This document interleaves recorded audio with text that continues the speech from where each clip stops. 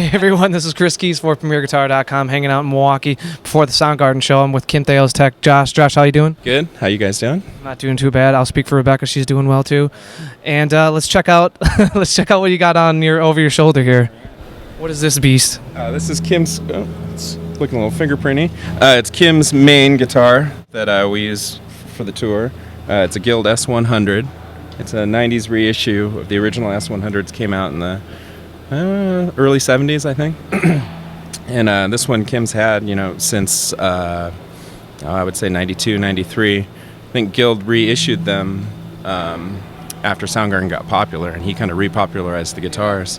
And they gave him, I think, the first 5 off the assembly line. So I think this is. Do you still have any of the ones he originally got in the 70s at home? Still got his original one. I think was in the EMP for a while. So he's got that one, and he's got a white and a black one. His main one back in the day was like this one, but had a little Spider-Man sticker on it. He's got that one at home, and then I think he's given a few of his original ones away. But we've got these '90s reissue ones, which are great. He plays them a lot. But what's really important about the S100 that Kim uses is this tailpiece and the strings behind the bridge. Kim uses that a lot, plays behind the bridge. We'll pick back here. He'll use it like a whammy bar, bend strings like that.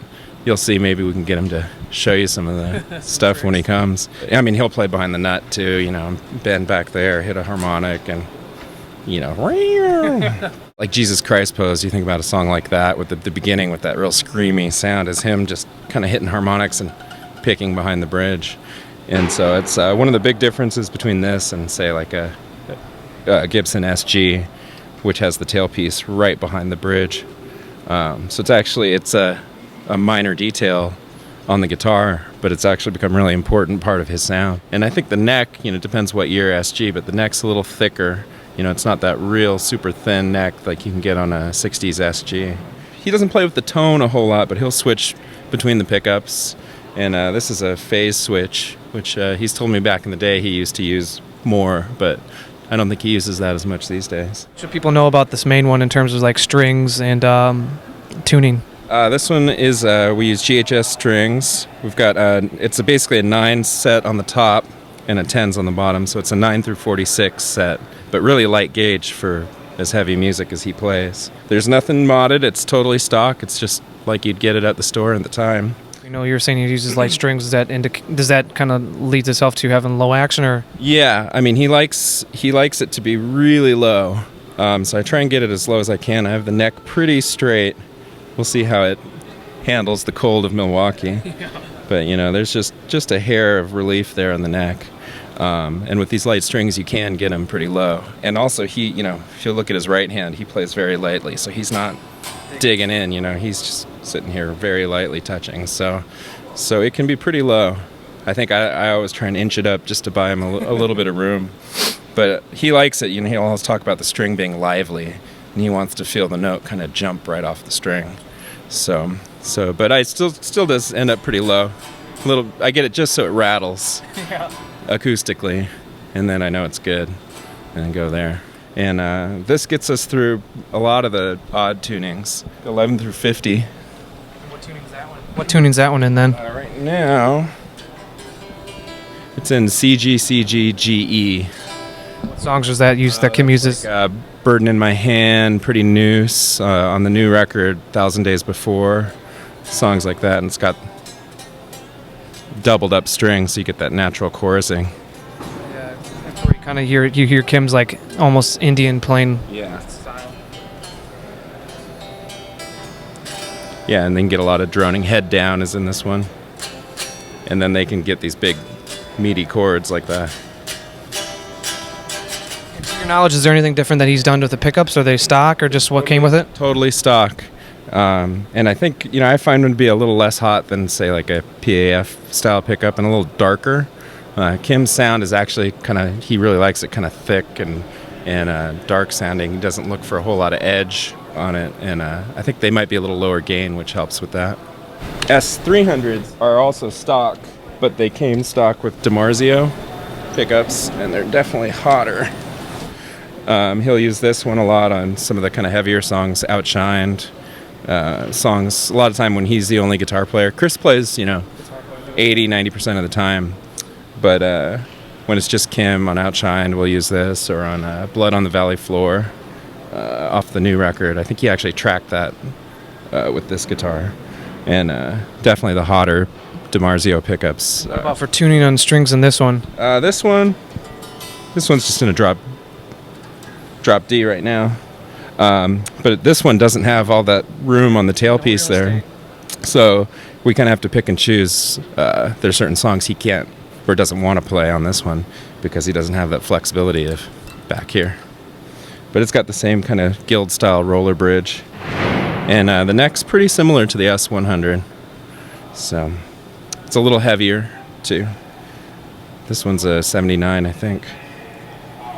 Do you know what DiMarzio ones are in there? DiMarzio pickups? I think the neck is a super distortion, and I think the bridge is a PAF something, PAF-esque, but I don't know exactly. But we just added these, 2-3 years ago, something like that. I think Kim said he always wanted one in the 70s and never got one, so we found a few on eBay for him. But it's a cool guitar. And I think the rest of the band likes it when he plays this one because it really cuts through the mix. They can really hear him. What happened there in the body there? This one checked a little bit in the, what is it outside? 0-degree weather. Coming from right off a hot stage in Chicago into a truck for 2 days down to Milwaukee. Sitting out there freezing. Got some nice new checking.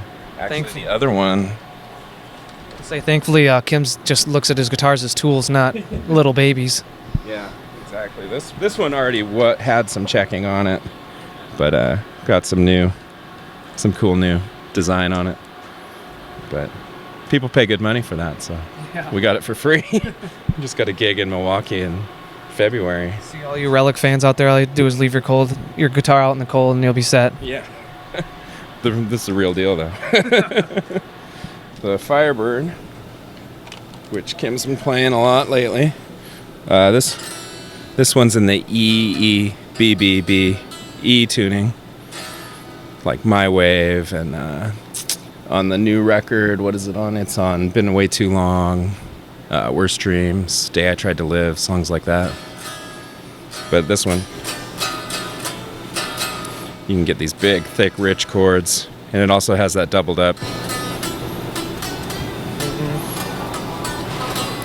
Sometimes it sounds like he's got chorus on, but it's just straight to the amp. But you get that natural chorusing of all those strings.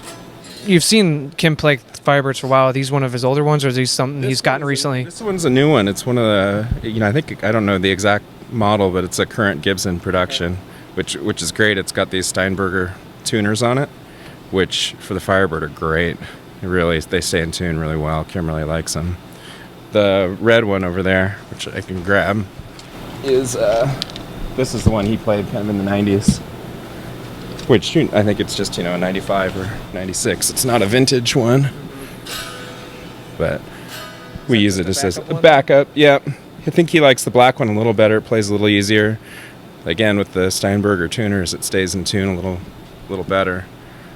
And this is the one with the stock tuners they were using in the 90s. Again, so it's that same 9 through 46 set, although I do double up on the B string. So there's 2 B strings. I think it's a 15 or a 16, something like that. Because a normal G string just gets real tight, and so he can't bend it the way he likes to if we tune that G string up to B. We didn't have that one at the time, so they were tracked on the King Animal record with this one. It's in the Mailman tuning, CGD, GBE. I think a lot of the Down on the Upside songs were recorded with tellies, and so we use this for pretty much for Mailman, and then for Halfway There, we'll go to this one because in standard tuning for a little lighter sound, and just doesn't need to be quite as meaty as some of the other songs.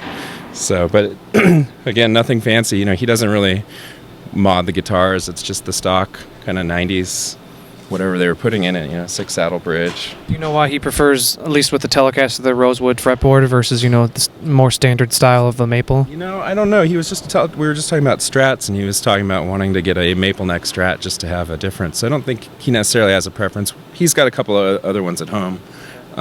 So this is the one that just sort of made it out. Selected. Yeah, exactly. But this one probably gets used second to least. The one that gets used least is the Les Paul Custom, but the thin body. He calls it the Diet Les Paul. But it's a cool guitar too. I think it's in the CG tuning right now. But we bring it out every now and then. But definitely we stay on the guilds, the S100s, as much as possible. You can see on the set list there. That's the set list from Chicago. Kind of all the different tunings and which guitar we use on which song. Sometimes it can be a little bit of a logic puzzle, seeing the set list and trying to figure out, Yeah, obviously, we don't. If you look on the list to the right, they probably have 15, 18 different tunings. So we can't dedicate any guitarist to any tunings necessarily. So, there's some that can go to others, and depending on what kind of strings are on there. Yeah, it's a lot more of a algebra equation than it is for some other artists trying to figure it out and logistics. Not just a drop D or like this one has 11s on it, so I'll use it on 4th of July, which is in CFC. And so tuning that low string, but he plays on 9s. For as huge and big as his sound is, it's pretty surprising that, and for me, I play 11s, and so I have to kind of constantly remind myself to just ease up. He's got a real light touch. He's not out there bashing. Extra special treat here. We have Kim actually himself. He's going to take us through his pedal board and demonstrate some sounds so you guys can copy some of his tricks. Kim, how you doing today in the frigid Milwaukee? How you doing? Cold. It's cold. Well, one of the interesting things that Josh set up here is you can recognize the pedals there, the Micropog, the Ibanez Chorus.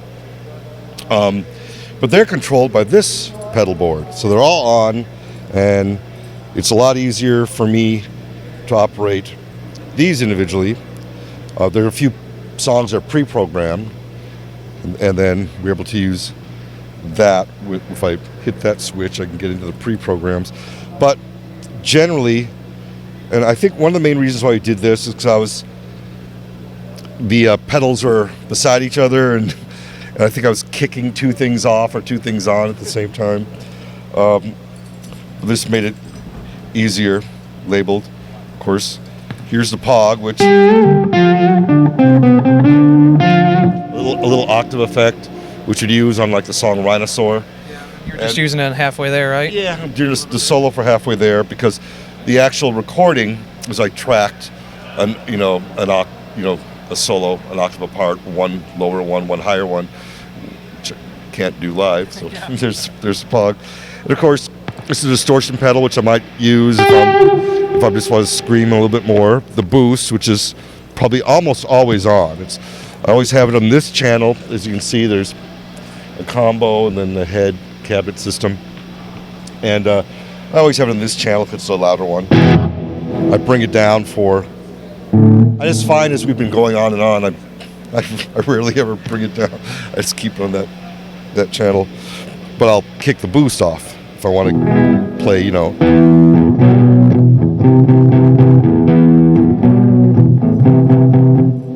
then the boost goes on, maybe for the solo.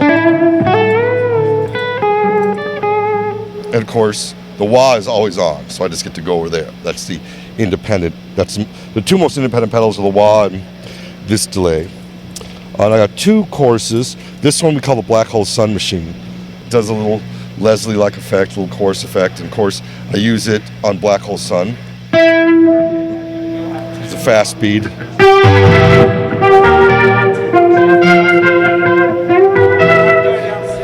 This chorus is a darker one. It's the Ibanez. Yeah, Ibanez. The Ibanez. Raul Ibanez. And that I use a lot more in the earlier songs, some drop D songs like Nothing to Say, Beyond the Wheel, occasionally during Incessant Maze. It has a darker tone to it. It's a little bit creepier. A little bit more psychedelic. Actually, I use it on the song Incessant Maze, which is standard tuning. But yeah, generally stuff from the Sub Pop album, Screaming Life, and Ultra Mega OK. That was back in the day when the only pedal I had was that chorus. And that chorus was used primarily to augment harmonics. So you can see without, with, and arpeggios. You know.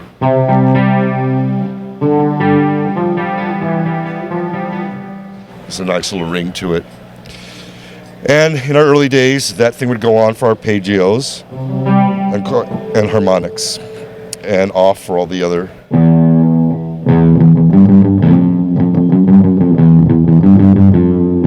So yeah, that's about it. What about the two? You got the standard Boss delay, but then you also have the tap tone. What do you use differently for the different delays? Tap tone is new, and I just kick the delay on for like the song Worst Dreams, and occasionally I just get bored of playing. Every solo I pretty much wing it. It's like I know where I go to on the neck, and occasionally I get bored with going to that same place, so like there's some other run I'll do, some other part of the neck. And because of that, I'll often hit a few wrong notes. It's like, well, I'm tired of being down there. I'm going to go out here. And it's like, whoops, missed something. And it's just the spontaneous, attention deficit problem, I'm sure.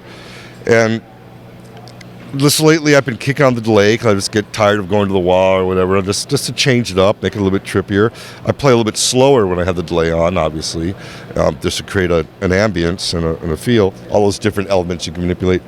I haven't gotten used to that yet. So Josh usually has it set at a nice tempo, a nice little delay setting for when we do Been Away Too Long. Has a lot of delays that need to be in rhythm. This one I use just maybe for.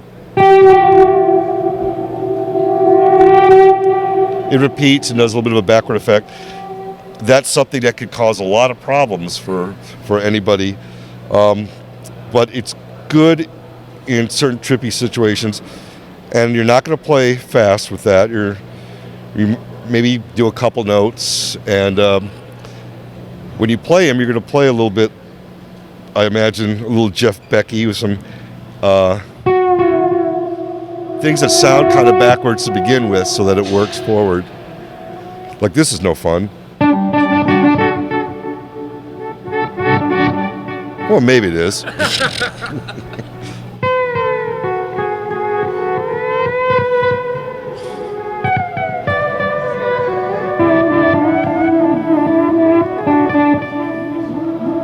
And do you use that in conjunction with playing behind the bridge with the guilds? Yeah. Do you, to get the trippy effects and the atmospheric sounds? I'll do that. Well, the chorus will do that. The chorus will augment that. I should have brought that up. The other reason why I use the chorus, because I've been playing the Guild S100 since I was 18, and the chorus, let's see, there's a microphonic nature to these pickups, so I can blow on them. Well, I have to crank it, which I don't want to do right now because there are people working. Crank it and blow on it. You can hear some of the hum resonating when I hit the neck. Just a little ghostly hum, and then that chorus adds to it. So yeah, I forgot. The chorus with harmonics, arpeggios, and playing behind the bridge. Now these, we have delay on there.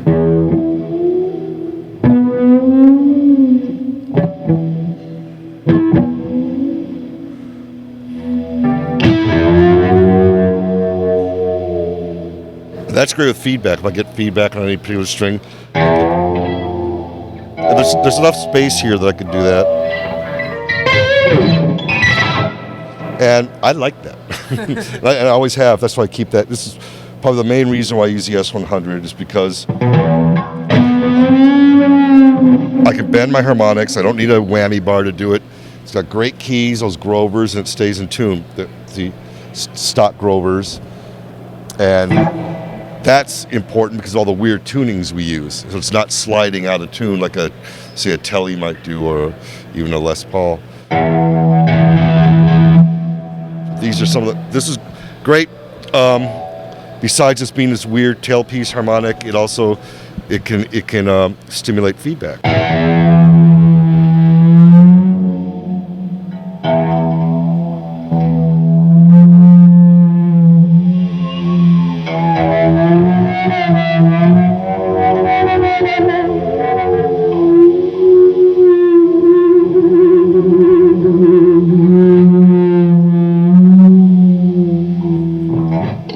So when people see you on stage, you're not walking around lost. You have a logic to why you're kind of roaming. Half the time. I am walking around lost the rest of the time. Retain this kind of focus and attention. Like I said, it easily gets boring playing the same songs and the same pattern. That's why we don't really have any fixed guitar solos. That'd be too organized. It's fun to just go there and see what you'll do. Sometimes it's great and amazing. Sometimes it's a whoops, but it's fun. All right, well, thank you very much for your time, Kim. Well, thanks. Newest addition to the pedal board is this Providence PEC2 routing system. We just added this right at the beginning of this tour. And it was added because there's a few songs on the new record, like Been Away Too Long, where Kim shifts sounds from having 4 effects on to 2 or to 1. And, we were watching him just having to do this tap dance. Yeah. So he wanted to be able to, hit one button and go from one group of effects to another group of effects.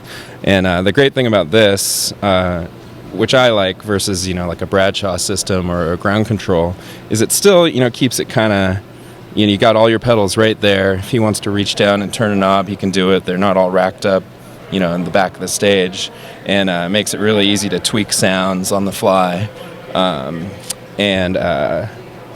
But at the same time, have a flexible routing of effects. So, like this is a program here. This is like the Been Away Too Long program, so the verse is like just kind of a chunky, straight sound. And then when he goes to the chorus, that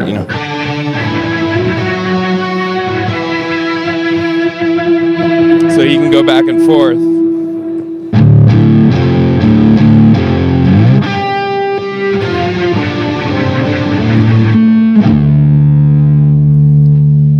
So you can go in there, every effect, all the effects run directly into there, and it handles all the switching. And then another cool thing about this is it can do amp switching.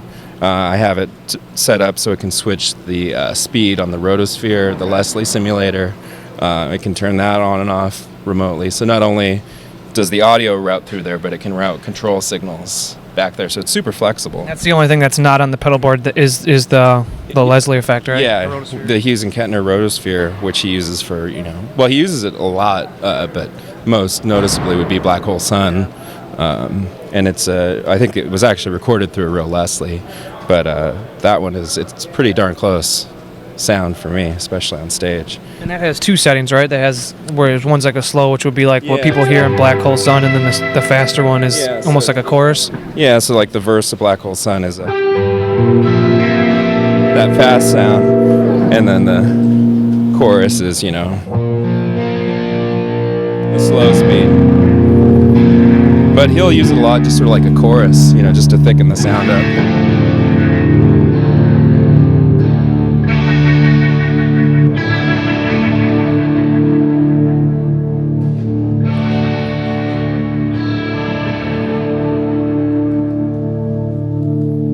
Electro-harmonics Pog.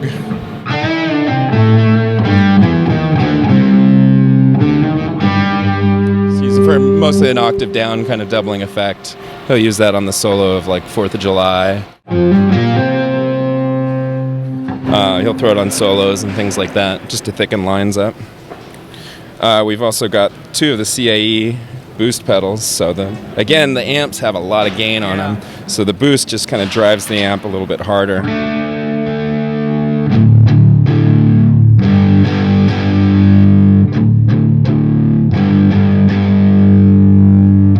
And the distortion also, he'll use for solos and thicken up.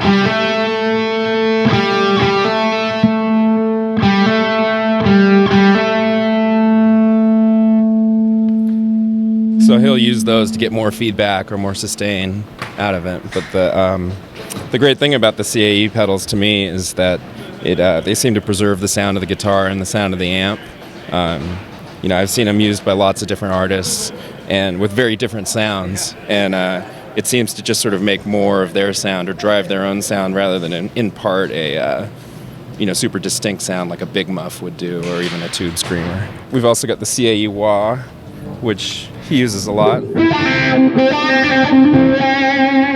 We're using it on the yellow setting, which is a little brighter. And, again, he'll use this to mess with the feedback.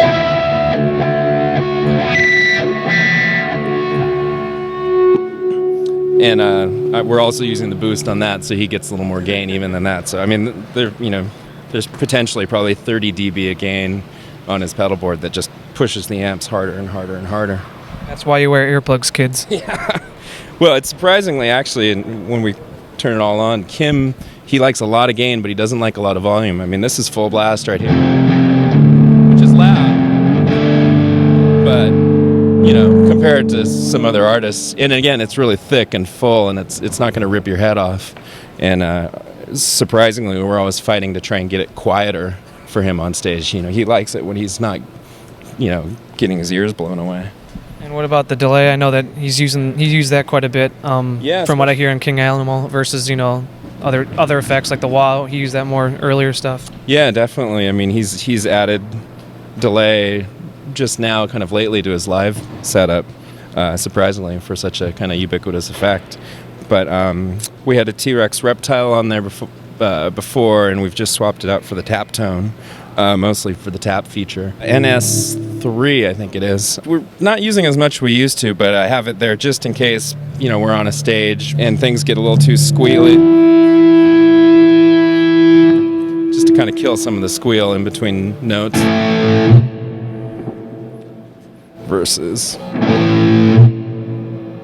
It's more of a utility kind of thing. Sometimes we'll be on a stage, where we're getting some radio interference or the noise is bad. This will just sort of take care of that. But again, with Kim, so many of the little subtle things, even just the fingers squeaking on the strings are part of his sound. Sometimes this, will choke out some of the subtleties of what he's doing. So we usually leave it off, but it's out there just in case things get a little too chaotic. Tremolo verb combo and Electrodyne head. So tell me about how the equation of this creates Kim's sound. Well, the tremor verb he started with when Soundgarden kind of started up again. That's actually Matt Cameron's tremor verb that he brought down to rehearsal, and Kim started playing through it and really liked it. So the right now this is just the tremor verb. It's a little more driven. It's not turned up very loud, but it's got a, if you look at the gain setting, gain's on 3 o'clock. And the master's, just barely cracked on 8 o'clock. Something, basically I get it as quiet as I can get it while still sort of having a good sound.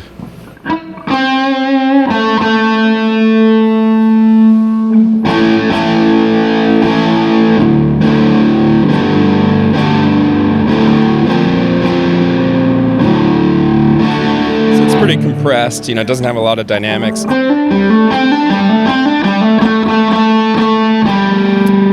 In this one, especially when you kick on a couple pedals, gets pretty gainy.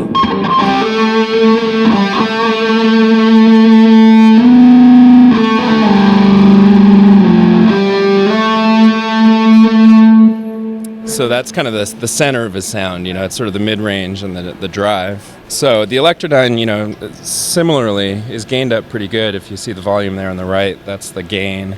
And the master, same thing. I just sort of turn it all the way down and then open it up just to the minimum setting I can get it while still having a little openness and dynamics to it. And it's a little more full range. It definitely has more lows.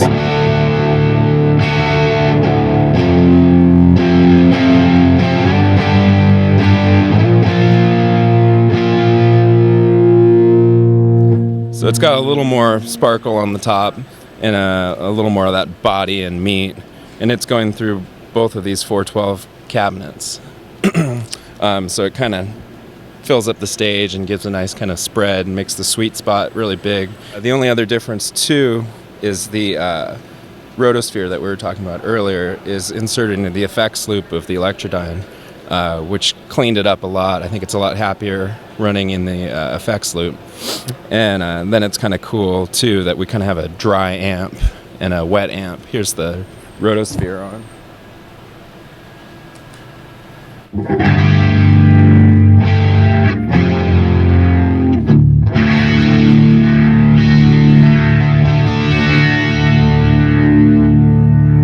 So then when we kick the other amp on, you get the kind of blend for the effect.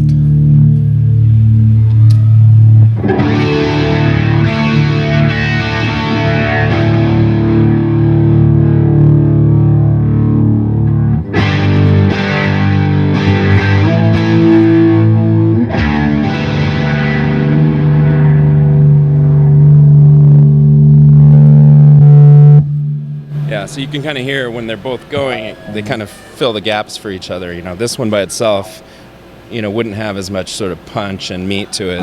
And those by themselves, while they sound really full, kind of lack, well, not lack, the way we have them dialed in, don't have as much definition. So between the two of them, you get a real...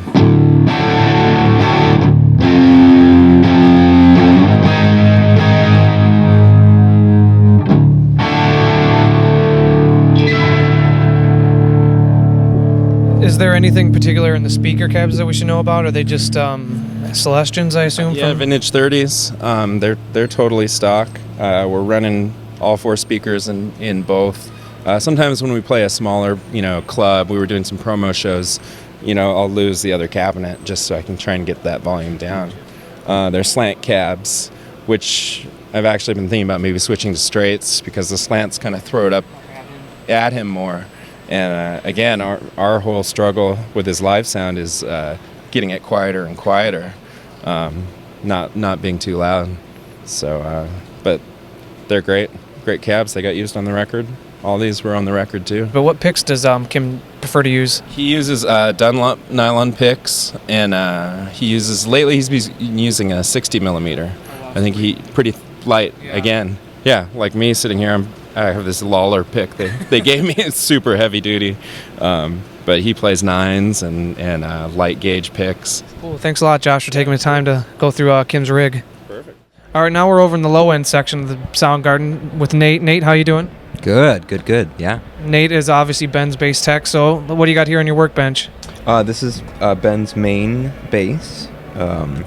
It's actually just a Mexican P bass, and I mean, he really likes them. All we really do to them is we put this it's called the Badass 2 bridge, and then I put a stereo jack right here, just so it's a little bit more snug. So it clicks twice, 1, 2.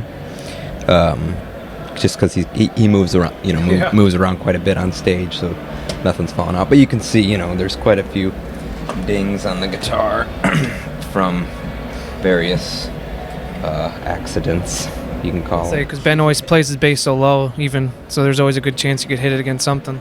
Yeah, well, that, and he does throw them quite a bit. So yeah, it's really nothing fancy, but he particularly likes this one. Its name's Baron. He names all of his his. You can see here on the vault we have a lot of the names. Baron's right here. He uses, I can show you right here, he uses these GHS heavies, but I don't change strings. He likes to keep his strings worn in as much as possible. So really the only time I'll change them is if he breaks one, which really only happens if they're, if the guitar is thrown or something happens and they actually physically break. So these particular strings, I think, have been on here for like 2 or 3 tours. Oh, wow. a long time, yeah. and they're exactly the way that he wants them, like right now, They're broken in. Yeah, exactly. So when one does break, it's kind of a bummer because I usually change them all out, and then we're starting from ground zero. But right now, Baron's got some pretty old strings on it. And I just used it all over my solo record, and it was amazing sounding. And then one that I gave to Nate, named Money, after the character in Unforgiven, Will Money. Clint Eastwood's character. I gave him that bass. We used that on Bones of Birds, and that's actually my favorite sound on the new King Animal record. But on my solo record, the song Never Won Blues, that's like, yeah, that thing's a Baron, man. That thing works. There's something about the sound of that one that's just heavy and beautiful. So it earned the name Baron. I know that you play with your fingers. Why do you prefer to do that versus the pick? I don't prefer, it's just the way it is. That's what I learned from Mingus and Chuck Dukowski. It's like, bass players and Paul McCartney and John Paul Jones, they all play with their fingers. There's certain songs you use for, pick on for different technique or different texture, really. Doesn't matter the technique, it's the sound you want to get. I mean, if you have to play with your elbows, you have to play with your elbows. If you have to get that sound that way, that's how you have to do it. Second most used is Lena here.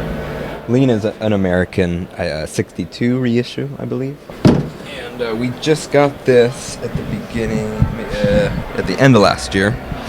I think 2 or 3 months ago. And it's awesome. You can see it's already been worn in quite a bit. And same thing, I actually just kept, I changed out the bridge like I do on all of them, but I kept the strings that it came with, and he loves it. It's great. It's just starting to kind of get to the point where he's comfy with it. Ivan here is actually on the bass, so we don't. It's actually just a copy of Echo, which is just a jazz bass, American standard. Most of his basses look to be P basses. Yep, exactly. He doesn't really play these jazz basses too much. The necks are kind of a bit smaller than he prefers. But they're great, great sounding basses for recordings and other purposes. But Ivan and Echo are exactly the same. They're copies. Same thing with Baron right here and Mulo right here. They're just same guitar, But they definitely do feel different, hence the fact that he prefers Baron over Mulo. The Rickenbacker here in the end. This is actually a new edition. We got this the same time we did Lena. No name yet, I don't think. Hey Ben, what's Balderdash. That Balderdash? I gotta get the label for that. That's gonna be a big label. Just got this guy. It's made a few appearances, not too much, but again, it's just another flavor to have. It sounds awesome. It's killer. I couldn't find straps long enough for Ben, so I actually made these. I went out and bought a huge hide, like just a leather hide. It was shaped like a cow, and I cut these guys up. I got a bunch of them for different sizes. Talk to me about what's going on out here. Yeah, this is all fairly new. We used to just have one of these out on his pedal board, but we ran into some issues with, because we're using 2 amps, we're using the Ampeg SVT and the Mesa. The pedals are only running through the Ampeg, and what happens with these is when you flip through, there's 3 channels on it. When you flip through the channels, on one of the channels, the phase flips. So we were getting a little bit of phase cancellation, and so this is my solution to that. I have the 2 here that are. One is dedicated to this blue channel, which I don't know what they call it, blues channel, and then this guy's dedicated to the clean channel. And then we can toggle between the 2 with switches out there. So I'm sure you got some footage of the pedal board. The 2 pedals. Yeah, the 2 pedals to the left are just switches. They're just controlling. They're actually controlling these guys here, which are made by a guy in Detroit. They're just true bypass switches, or true bypass loopers that have switches in it. They're controlled by just a normal like amp switch. So basically, we can toggle between the 2 of these and also flip. So he has a bypass, which is that blue light. And then you're not going to be able to see it, but there's another blue light that's underneath that. It's that second unit. That would be toggling between the 2 pedals. And that orange unit to the upper right is just I'm using to flip the phase on the pedal to the right. And then right here, is the switch. It's switching both pedals to it's like a super dirty solo channel is what they call it. What is the reason why Ben prefers to use these? What I believe aren't they guitar preamps? They are, yeah. With 12 AX7s in them. They really sound cool. I mean, I think he's used them. I don't really know because I wasn't around in the old days, but he's used them for a long time, and they sound good. We did when we kind of ran into some of those phase issues. We kind of investigated some other options, but really he loves the sound of these pedals. So we had to come up with a way to make it work. So on the rest of the pedal board over here is just a wah and a tuner. There's a tuner and then there's a mute switch, so that you can see this unit right here, this radial unit, is kind of the centerpiece of the whole rig.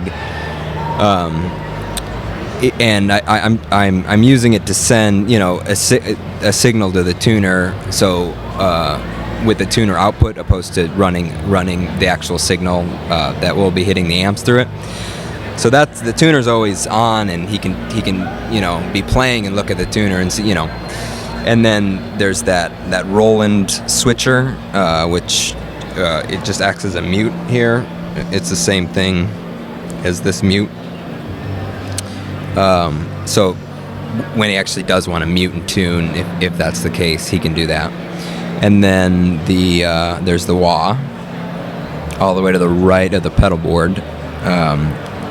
And then we just added 2 shows ago that Boss loop pedal.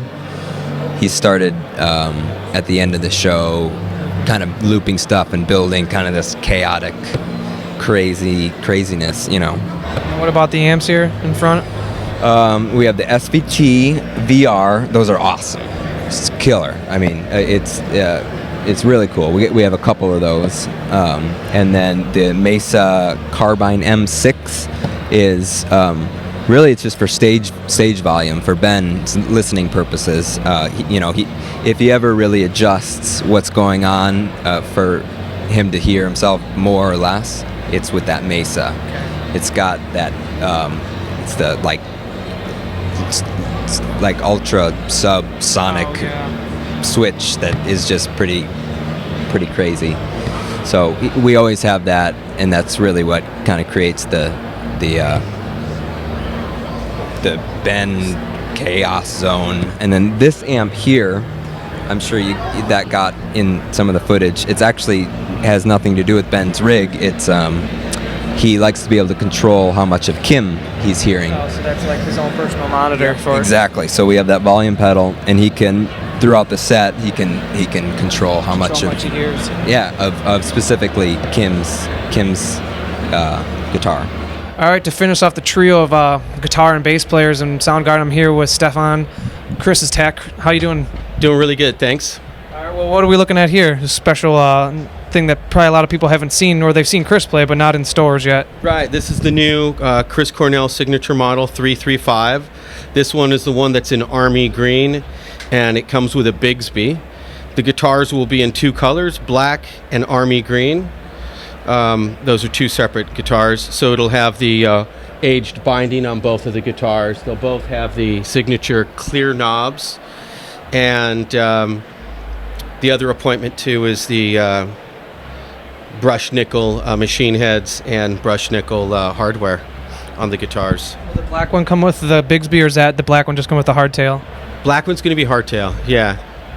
So the green one's going to be the one that's available with the Bigsby. I do believe Chris will probably have both of them with Bigsbys on them, but those are his guitars. It'll be the actual signature series, his thing. They also have the Jason Lawler pickup, which is a little bit different for a Gibson guitar. It's a Lawlertron. I'm guessing by the name, it's kind of tonally reminiscent of like a Filtertron pickup, right, like Gretsch style. Exactly, that's the Lawler style, and also the PAF size, so it'll fit into Les Paul.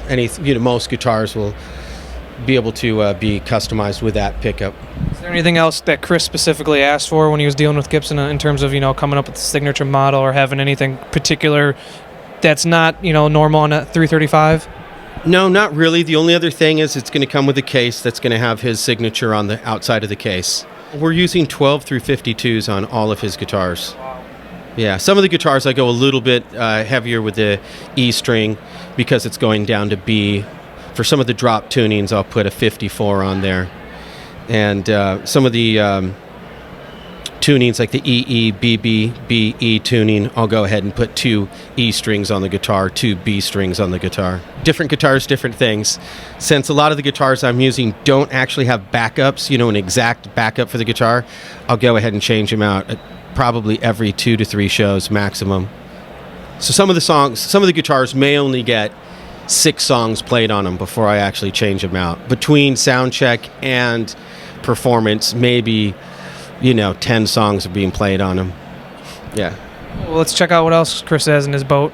Okay, so then we go from the 335s. We've got the red 335 that he's usually doing Rusty Cage with.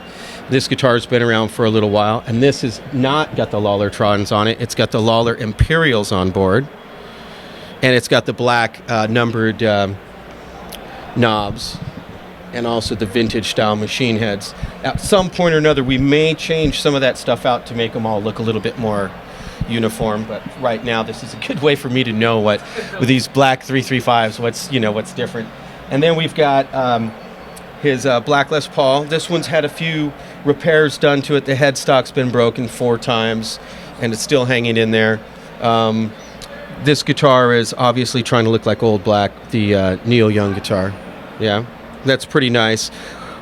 Hopefully we're getting something from Gibson that's even a little bit more like Neil's guitar here in the near future, since this has been broken a few times. What were the pickups in that one? I saw the bridge was a Seymour Duncan, but what was in the neck? Yeah, the other in the neck, you've got a P90 pickup in there. I'm trying to get it. That's one of the things I'm going to try to get on their next guitar from Gibson.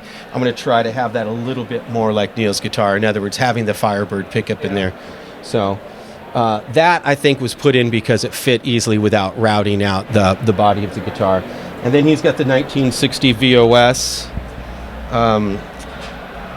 Beautiful guitar. This guitar has just ended up being really nice. Right now, there's some strange things on it. We had an acoustic pickup on it, so this bridge is still on there till we get back to Seattle, and I get the old parts back. And right now, it's got microfarad 0.02 capacitors in it. And this guitar from the Gibson factory comes with Bumblebee capacitors. I believe it's the actual same value. But I'm going to throw the Bumblebees back in because that makes it just, the entire VOS type of thing. Love this guitar. Gibson's given us a lot of really nice guitars. I think this one we actually... What does he use the Les Paul on in terms of songs? This one goes through a lot of different songs. Sometimes we're using it in standard tuning, and in other times I'm using it for 4th of July, which is going to have a, drop C. Yeah, exactly, CG type of drop tuning. And then we go to the Gretches. I believe these are from the 90s. With this, you can tell because it doesn't have the 0 fret that the vintage Gretches have or your typical Gretsch would have. So these are probably made in Japan. Really, really nice guitars. Of course, these pickups are the Filtertron style pickup, and these things sound great. They can squawk a little bit, so depending on how much drive you're using with them, the guitars get used for different songs. And this one's in a open C tuning.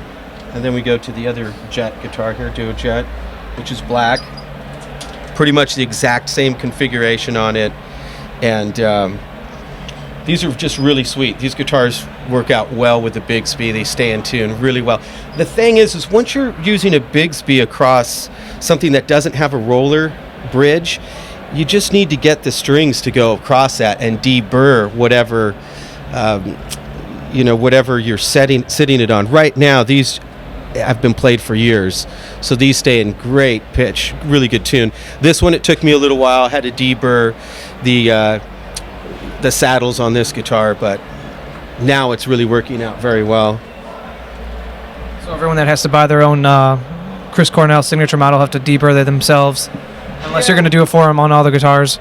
Yeah, you know what I'm thinking? Probably, when they hit the the street. I'm wondering how they're going to do that. I mean, the one that we got was put together rapidly for us, so they might have just got it in my hands knowing that I was going to do all of that other work. And this is the Duesenberg Star Player TV. And this one you'll notice has got a humbucker and a P90 also. We like these guitars a lot too. Hopefully I'm getting a new one from Duesenberg with a Bigsby style tremolo. It'll be their Duesenberg tremolo and in black. These guitars are really nice. They've got the arch back and the arch top on them, much like a Les Paul, except for, this one's more like an ES model, whereas the Les Pauls are flat backs. This is more like the 335 that's got an arched top and an arched back. What song does he use in the Duesenberg? Because I know when he did the solo stuff a couple of years ago, he brought that with him along with the Telecaster, among many acoustics. So what was he using the Duesenberg for? This one's being used right now for their new song out, which is Been Away Too Long, and that's what we used on, if you ever see the Jules Holland show that we just recently did. This is in an EE, BB, E tuning, so that one right now is primarily for the signature song of the album right now, Been Away Too Long. And then we've got Martin D28 Marquis, which we absolutely love, and if you had seen the solo show, he was using this almost all the time. So this is a Marquis. It's a D28, slightly different than the HDs. This one's called a Marquis because they're using the finest woods on it, and it also has a slightly wider neck than your typical D28, which makes it really great for finger picking.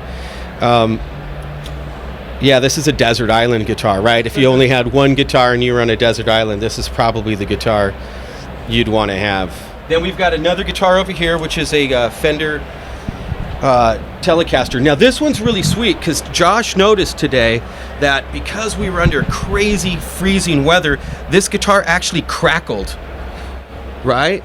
So I don't know if you can see that. Let me get my flashlight out of there so you can see it, but the crackle actually occurred. We were really happy with that. We were very happy about it. I don't know how many other people would be happy about that, but we were like, no way, this is actually, we got it more custom, by accident with the cold conditions out. I think the value on it just went up. Yeah, absolutely. A lucky occasion for us, a lucky occurrence for us on this one. And this is a custom shop guitar. Fantastic. We love these. The Fender stuff is just beautiful too. Maybe we should go talk about amps. We're using a divided by 13 FTR 37, which is a 30 watt amp. We're running it at 15 watts. And I've also got the volume on the channel pulled out, which gives it a mid-gain boost.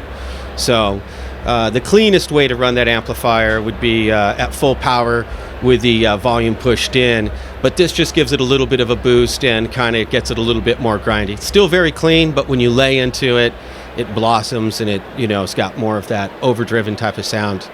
The roars are pushed pretty much all the way up, and one of them's a little brighter than the other. So these are the Savage amplifiers made by Savage Audio, and they're the Roar 15 with two 10s in them.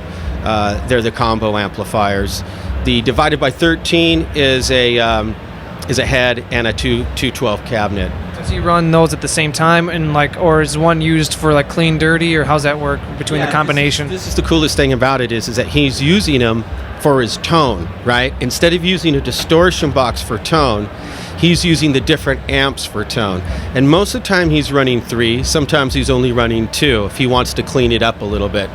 Both of the Savages are well driven, and one of them's a little brighter than the other. So if he wants his tone to be brighter, he's going to have that amp on, and if he wants it to be a little darker, he'll have the other one on. And if he wants maximum volume for a song, for a section of a song, all 3 of them will be on. And then the pedals we're using out there are the Dr. No Effects. We're using a Memory Man. We're using a Reptile, which is made by... Yeah, exactly. Yeah, and so really, he's using those sparingly. Very, very rarely is he using them. He's just kicking them on. As a matter of fact, the coolest thing about the Dr. No Ultra Drive is that when you kick it on, you really don't hear a tonal difference. It's that transparent. But he's got it maybe gained up a little bit more, so it'll allow the guitar to sustain a little bit longer. And then the other one we have set up is just set up at a different setting, so he can go between those two. And Before I get you on your way and let you get back to your real job, what picks does Chris use? Yeah, okay, so we're using the Dunlop Max Grip .60. Really, really cool, great pick. I like to call them cat tongue picks because they just won't release out of your hand. They seem, the nylon worked really, really well on the solo tour, and I think he got used to them on the acoustic guitar. And so we're using them on Soundgarden too. I think this is a new thing for him in the last year or two, using the Max Grip 60. Just to clear up, just to make sure that on the Martin acoustic, is he using 12s on that too, or those are lighter than 12s. They're the Ernie Ball 11 through 52, I believe, on that. Yeah. Thank you very much for your time, Stefan. Thanks, Chris. Thank you. Great talking with you. All right, everyone, that's Chris Kies for Premier Guitar. Don't forget to subscribe to our YouTube channel. Check out all the rig rundowns from past, present, and future. Talk to you later.